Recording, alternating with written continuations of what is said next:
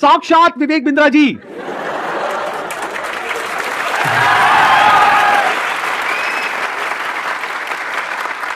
आपके सामने 10 दिन तक रोज प्रकट होंगे और आ करके आपको 10 दिन में एमबीए करा देंगे।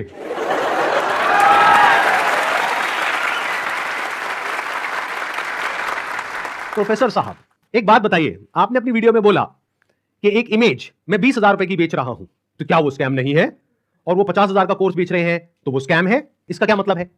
मतलब भाई साहब ये है कि मेरी जो 20,000 की इमेजेस हैं वो कौन खरीदता है? आप में से कोई भी है जिसने आज तक मेरी कोई भी इमेज खरीदी? Not even a single person. तो हमारी इमेजेस कौन खरीदता है? जो बड़ी बड़ी कंपनीज हैं, बड़े बड़े ब्रांड्स हैं, जिनकी टर्नओवर हजारों करोड़ रुपए की है, वो 20,000 रुपए की इमेज खरीदते हैं। क्यों खरीदते हैं? क्योंकि अगर वो इमेजेस हमसे नहीं खरीदेंगे और खुद शूट करेंगे तो उनका खर्चा आएगा 5 से 10 लाख रुपए। और वो इमेज कितने में मिल गई? 20,000 रुपए में। हमने जब वो शूट किया तो हमने 10 लाख रुपए लगाया, तब जाकर के 20,000 में एक इमेज बेची। तो इसमें किसका फायदा है? उस कंपनी का भी फायदा है और हमारा भी फायदा है। इसको बिजनेस बोलते हैं।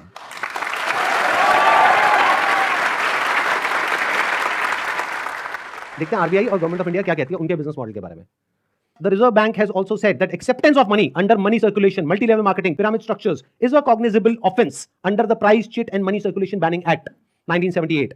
Members of public coming across such offers, ध्यान से सुनना, should immediately lodge a complaint with the state police. ये आरबीआई कह रही है कि अगर आपके साथ में ऐसा कुछ हुआ है तो आपको क्या करना है? You should immediately lodge a complaint with the state police. अब एक और नोटिफिकेशन है जो बहुत इंपॉर्टेंट है, इनफैक्ट मोस्ट इंपॉर्टेंट है इस पूरी की पूरी डिस्कशन के लिए। जितनी भी एमएलएम स्कीम्स चल रही हैं, पिरामिड स्कीम्स चल रही हैं, डायरेक्ट सेलिंग कंपनीज चल रही हैं, एफिलिएट मार्केटिंग कंपनीज चल रही हैं, कि वो लीगल है या इलीगल है, ये कैसे समझा जाए? तो इसके लिए गवर्नमेंट ऑफ इंडिया ने 2021 में एक बहुत ही अच्छा स्टेप उठाया। ये मेरे हाथ में एक नोटिफिकेशन है गवर्नमेंट ऑफ इंडिया का, मिनिस्ट्री ऑफ कंज्यूमर अफेयर्स का। उसमें क्या कहा गया है? ये टोटल 13 पेज का डॉक्यूमेंट है, जिसमें क्या कहा गया है? The central government hereby proposes to frame consumer protection direct selling rules 2021। 2021 में आए थे। इसके बारे में बहुत लोगों को पता ही नहीं है, इसलिए ये स्कैम इतने आसानी से चल रहे हैं। अगर पता हो तो इनकी दुकान 2 दिन में बंद हो जाए। डिटेल में अगर आप जानना चाहते हैं इसमें क्या क्या लिखा हुआ है तो नीचे यहाँ पे डिस्क्रिप्शन में आपको लिंक मिलेगा, उस पर क्लिक करके आप देख सकते हैं और पढ़ सकते हैं इसको। मैं बस शॉर्ट में कुछ पॉइंट्स मैंने हाईलाइट करे हुए हैं, वो आपको बताता हूं जो समझना बहुत जरूरी है। It applies to all models of direct selling, whether it is multi level, whether it is single level, whether it is affiliate. किसी भी स्ट्रक्चर से आप सेलिंग कर रहे हो तो आपको इन रूल्स को फॉलो करना है। सबसे पहला रूल क्या है?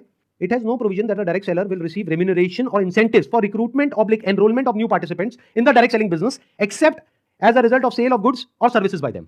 मैं इसको थोड़ा सरल भाषा में ट्रांसलेट करके बताता हूं। इसमें कहा जा रहा है, आप अगर एक डायरेक्ट सेलिंग कंपनी हो तो आपकी कंपनी में जो डायरेक्ट सेलर्स हैं उनको जो पैसा मिल रहा है या इंसेंटिव मिल रहा है या कमीशन मिल रहा है, वो नए मेंबर्स को एनरोल करने पर नहीं मिलना चाहिए, बल्कि वो मिलना चाहिए फॉर सेल ऑफ गुड्स और सर्विसेज बाय देम। वो जो कंपनी गुड्स और सर्विसेज दे रही है उसकी वैल्यू क्या है? अब ये कौन डिसाइड करेगा? जिन्होंने वो परचेज किया।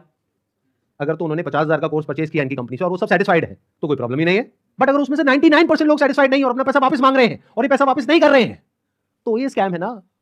बिंद्रा जी आपने पूछा था ना क्यों है ये स्कैम, तो बता रहा हूं आपको। इसमें कहा गया है, इट अलाउज और provides for a buyback or repurchase policy for currently marketable goods which are not unpacked or services sold to the participant at the request of the participant at reasonable commercial terms. मतलब कि कोई buyback का option होना चाहिए। किसी company ने आपको 50,000 रुपए के कुछ प्रोडक्ट्स या सर्विसेज दे दी, अब आप कहते हो मेरे किसी काम की नहीं है, तो अब आप उसका क्या करोगे? उस कंपनी को एक बायबैक पॉलिसी देनी पड़ेगी। अब देखना, ध्यान से सुनना, ध्यान से समझना। बायबैक आप किस चीज पर दे सकते हो? जिसकी कोई मार्केट वैल्यू हो। मतलब कि गवर्नमेंट क्या कह रही है यहां पर कि आप कोई ऐसा प्रोडक्ट बेचो डायरेक्ट सेलिंग में जिसकी कोई मार्केट वैल्यू हो, क्योंकि अगर 3 महीने बाद वो इंसान आकर के कहता है कि ये लो आपके प्रोडक्ट्स वापस, तो उस कंपनी को पता है कि ये प्रोडक्ट्स टैग्ड है, तो ये प्रोडक्ट्स हम किसी और को दे देंगे, तो ना कंपनी का नुकसान हुआ ना कस्टमर का नुकसान हुआ। बट अगर कुछ आपने ऐसा बेच दिया है जिसकी कोई मार्केट वैल्यू नहीं है, फॉर एग्जाम्पल आपने कोर्स खरीदा इनसे, अगर आप जाकर के किसी को बोलते हो कि कोर्स मैंने 50,000 का लिया है, आपको 5,000 का देती हूं, ले लो, कोई लेगा? 500 रुपए का लेगा? तो इसकी मार्केट वैल्यू क्या है? Zero. It is a clear violation of this act. इसलिए ये स्कैम है बिंद्रा जी।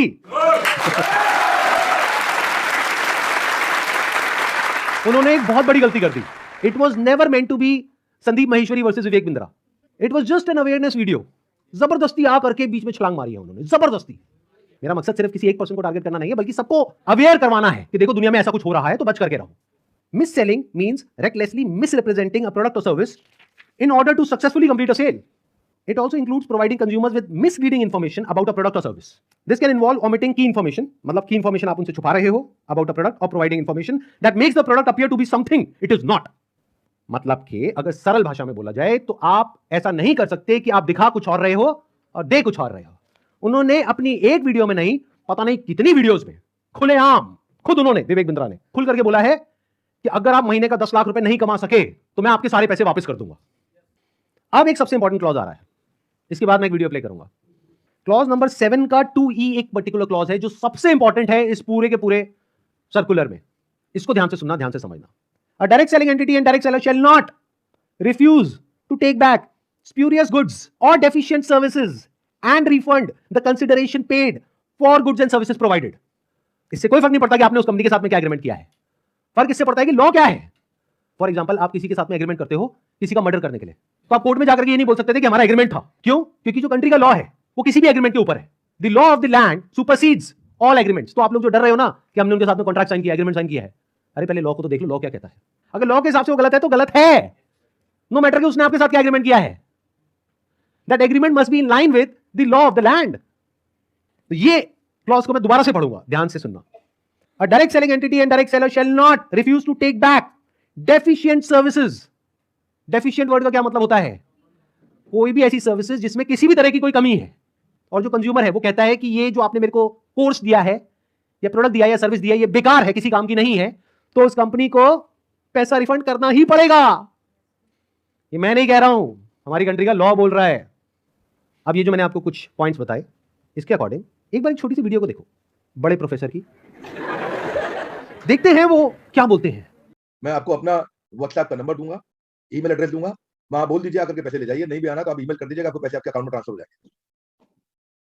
तो आप या तो 50-60 हजार रुपए वापस ले जाइए या लाखों लाखों लाखों रुपए हर महीने कमा लीजिए, दोनों में से कुछ भी कर लीजिए।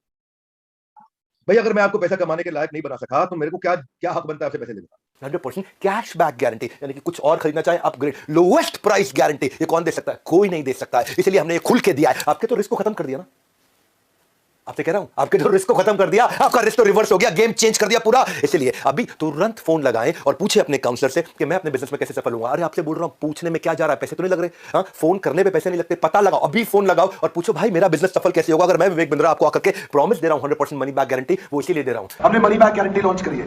What is money back guarantee? अगर कोई भी हमारे साथ आईबीसी बनता है और वो चाहता है कि मैं पैसे कमाऊं और वो हमारे साथ पैसे नहीं कमा पाता, तो नो क्वेश्चंस आस्क्ड, उसका पैसा उसको वापस कर दिया जाएगा। That's called money back guarantee. दम नहीं है किसी में ये बोलने में जो हम बोल रहे हैं। गारंटी दे रहा हूं, 10 लाख रुपए महीना पे आप पहुंचेंगे, नहीं पहुंचे तो मेरे पास आके पैसा वापस मांग लेगा। बड़े बड़े क्लेम्स कर दिए। एक बार समझने की कोशिश करते हैं क्या वो प्रैक्टिकली पॉसिबल है या नहीं है। इन्होंने कहा कि मैं अगर आपको महीने का 10 लाख रुपए कमाने के लायक नहीं बना सका तो अपने पैसे वापस ले जाइए। साल का 1 करोड़ रुपए अगर ये देना चाहते हैं आप लोगों को और 1 लाख लोग इनकी कंपनी में ज्वाइन कर चुके हैं, तो कितना पैसा चाहिए? 1 लाख करोड़ रुपए। तो हमारी टीम ने क्या किया, इनके जो फाइनेंशियल्स है उसको चेक किया कि भाई अगर 1 लाख करोड़ देना है तो कंपनी की टर्नओवर होनी चाहिए ना 2-3 लाख करोड़ की, क्योंकि वो भी तो कमाएगी ना। उनकी टर्नओवर पता है कितनी है पिछले साल की? 172 करोड़। अगर उसमें से मान लेते 30% भी वो कमीशन देते हैं अपने आईबीसीज को, कितना पैसा उन्होंने डिस्ट्रीब्यूट किया इस स्कीम में? 50 करोड़। तो कितने लोगों के हाथ में आया 1-1 करोड़? 50 बस। और बाकी लोगों का क्या हुआ? उनके हाथ में क्या आया? 0। कि अगर वो चाहे भी तो ये जो बड़े बड़े क्लेम्स कर रहे हैं इसको पूरा नहीं कर सकते। पहले तो ये जो क्लेम्स कर रहे हैं वही सब इलीगल है। This is complete scam. अरे यही तो उन सब लोगों ने किया जो हमारा देश छोड़ करके भाग गए हैं। पब्लिक से पैसा ले लिया या बैंक से पैसा ले लिया और जब बैंक आया पैसा वापस मांगने के लिए जो उसका हक है तो उन्होंने कहा हमारे पास तो नहीं है देने के लिए, वो तो हमने पार्टीज में खर्च कर दिया। वो मेरी बर्थडे पार्टी थी ना, वहां पे डांस करने में बहुत मजा आ रहा है। अब हमें क्या करना चाहिए? क्या बस ऐसी स्कैम होते रहे सोसाइटी में और बैठ करके तमाशा देखते रहे? सर हमें एक्शंस लेना चाहिए। फर्स्ट ऑफ ऑल एफआईआर जिनके साथ हुआ है उन्हें एफआईआर फाइल करना चाहिए। लॉ को एक बार देखना चाहिए। नहीं समझ आ रहा है तो जिसको समझ है लॉ की उसके पास जाना चाहिए, उससे समझना चाहिए। एंड पिटिशन नाम की चीज़ होती है, पब्लिक इंटरेस्ट लिटिगेशन, तो वो फाइल करनी चाहिए उनके खिलाफ, जिससे जो ये स्कैम्स हो रहे हैं वो ख़त्म हो। बिकॉज मॉरली ये मतलब गलत है। जिनका पैसा जा रहा है वो डिप्रेशन में जाके गलत कदम भी उठा सकते हैं एंड इससे हमारे देश का यूथ खत्म होता जा रहा है जो इस देश को आगे लेके जाएगा। सो जो लीगल एक्शंस हैं वो लेने चाहिए। इस एक्शन को हम 2 कैटेगरीज में डिवाइड कर रहे हैं। एक वो जिनके साथ में स्कैम हुआ है, एक वो जिनके साथ में नहीं हुआ है। मान लेते हैं 1 लाख लोग हैं जिनके साथ में स्कैम हुआ है, यानी कि उनका पैसा ये कंपनी मार करके बैठी है और वापस नहीं कर रही है। तो उन्हें क्या करना चाहिए? सबसे पहले जाकर के एफआईआर करनी चाहिए। अगर वो पुलिस वाले एफआईआर नहीं करते हैं तो उनको सारे सर्कुलर्स दिखाने चाहिए कि भाई आरबीआई ने कहा है, आप ये लिख करके दे दो हमको कि आप एफआईआर नहीं कर सकते इनके अगेंस्ट। तो उन्हें एफआईआर लॉन्च करनी ही पड़ेगी। और अगर इंडिया के अलग अलग पार्ट्स में बहुत सारे लोग इस तरीके से एफआईआर लॉन्च करते हैं तो जितनी भी हायर अथॉरिटीज हैं लाइक सीबीआई एंड ईडी वो सब एक्शन में आ जाएगी। मतलब उनको भी आइडिया लगेगा कि ये कोई छोटा मोटा स्कैम नहीं है, 500 करोड़ का स्कैम है। छोटा अमाउंट नहीं होता है। और ये पैसा किसका है? पब्लिक का है। और पब्लिक में भी एक बार को मान लो किसी 50-60 साल के आदमी का होता तो मुझे इतना दर्द नहीं होता। 18-19 साल के बच्चे का है जिसकी जेब में 50 रुपए नहीं होते हैं। तो पहला क्या है, अगर आपके साथ में ऐसा कुछ हुआ है तो नंबर 1 एफआईआर लॉन्च करो। नंबर 2, अभी तक मैं इसमें डायरेक्टली इन्वॉल्व नहीं था लेकिन अब हो गया हूं, तो अब आप लोग अकेले नहीं है। मेरा एक सिंपल सा प्लान है कि मैं अपने चैनल पर मोनेटाइजेशन ऑन करूंगा, वहां से मेरे पास में कुछ पैसा आएगा।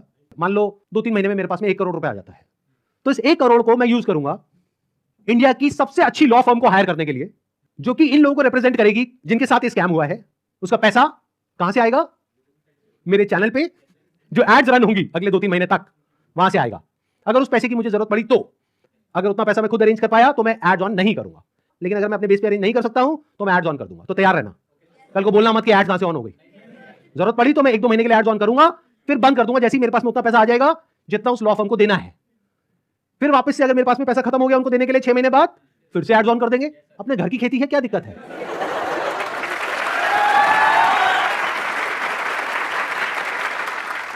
तो अब आप लोगों को क्या करना है, जिनके साथ में स्कैम हुआ है हमको ईमेल करिए। हमारा एक ईमेल आईडी है legal@sandeepmaheshwari.com। और आप लोग क्या कर सकते हैं, जिनके साथ में स्कैम हुआ है, आरबीआई का हम एक लिंक यहां पर नीचे डिस्क्रिप्शन में पोस्ट करेंगे, एक तो इन सर्कुलर्स का, प्लस आरबीआई के जितने भी ऑफिसर्स हैं अलग अलग स्टेट्स में, वहां पर जो उनके रिप्रेजेंटेटिव्स हैं उनका। तो आप क्या कर सकते हैं, जिनके साथ में ऐसा कुछ हुआ है, एक लेटर लिखिए छोटा सा, उसमें जो भी मन में है इंग्लिश में हिंदी में लिख दीजिए कि आपके साथ में ये हुआ ये हुआ ये हुआ ये हुआ, और आपको अपना पैसा वापस चाहिए, लेकिन वो पैसा वापस नहीं कर रहे हैं। और साथ में सारे जो प्रूफ्स हैं, जो भी आपने पेमेंट करी, जो भी आपका रजिस्ट्रेशन नंबर है, वो सब अटैच करिए। इसको पोस्ट करिए, एक आरबीआई में और एक मिनिस्ट्री ऑफ कंज्यूमर अफेयर्स में। अगर ये करते हैं तो क्या होगा, सोचो उनके पास में हजारों लेटर्स पहुंच जाते हैं तो क्या होगा। तो गवर्नमेंट की जो भी सीनियर अथॉरिटीज हैं वो सब एक्शन में आ जाएंगी। अगर आपको बहुत ज्यादा डर लगता है कि पता नहीं क्या हो जाएगा, क्योंकि ये आदमी है तो थोड़ा अजीब। अभी जो कल वीडियो में आया है ये, इसने आकर के एक बार नहीं बार बार मुझे धमकियां दी है, एक हफ्ते में देखो मैं तुम्हारे साथ क्या करता हूं। भाई तू क्या करेगा, कर ले, अभी कर ले। मैं नहीं डरता भाई, दिखता नहीं है मेरी आंखों के अंदर। मेरे को मत डराने की कोशिश कर, बार बार तू अपनी आंखें दिखा